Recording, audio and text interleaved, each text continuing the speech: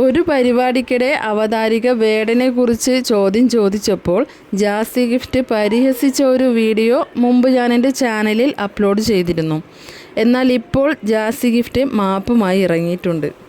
ഒന്നും ആലോചിക്കാതെ പെട്ടെന്ന് ചാടി വീണ് ഒരാളെ കളിയാക്കുമ്പോൾ അത് തനിക്ക് തന്നെ തിരിച്ചടിക്കും എന്ന ബോധം അദ്ദേഹത്തിന് ഇല്ലാതെ പോയതിൻ്റെ ഫലമായിട്ടാണ് ജാസി ഗിഫ്റ്റിൻ്റെ ഈ മാപ്പിനെ ഞാൻ വിലയിരുത്തുന്നത്.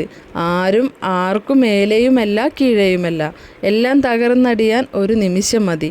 എന്തായാലും തൻ്റെ ആ പ്രവൃത്തി തെറ്റിദ്ധരിച്ചതോ ചിലർ തനിക്കെതിരെ തിരിച്ചതോ ആണെന്ന കുറ്റം ജാസി ഗിഫ്റ്റ് പറഞ്ഞാലും തൻ്റെ തെറ്റ് തിരിച്ചറിഞ്ഞ് അത് തിരുത്താൻ ശ്രമിച്ചല്ലോ.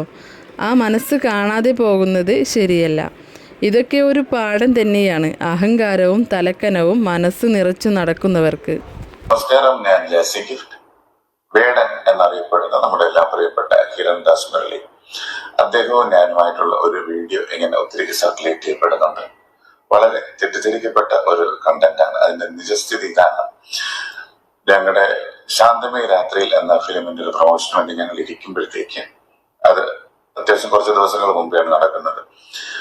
ആ സമയം വളരെ ക്രൂഷ്യലായിട്ടുള്ള കുറെ കാര്യങ്ങൾ നടക്കുന്ന ഒരു സമയമായിരുന്നു. വേടൻ അറസ്റ്റ് ചെയ്യപ്പെട്ട സമയം വേറൊന്നുമില്ല കാര്യങ്ങളില്.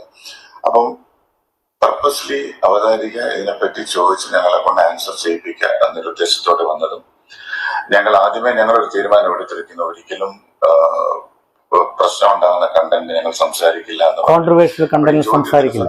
ഞങ്ങൾ ഒഴിഞ്ഞു മാറിയതാണ് ഈ വീഡിയോ ഇങ്ങനെ വന്നത്. വീഡിയോ വെളിയിൽ വന്നപ്പോഴത്തേക്ക് അതിന്റെ മൊത്തം ലക്ഷണം മാറിയാണ് വെളിയിൽ എല്ലാവരും കണ്ടത്, മനസ്സിലാക്കിയത്.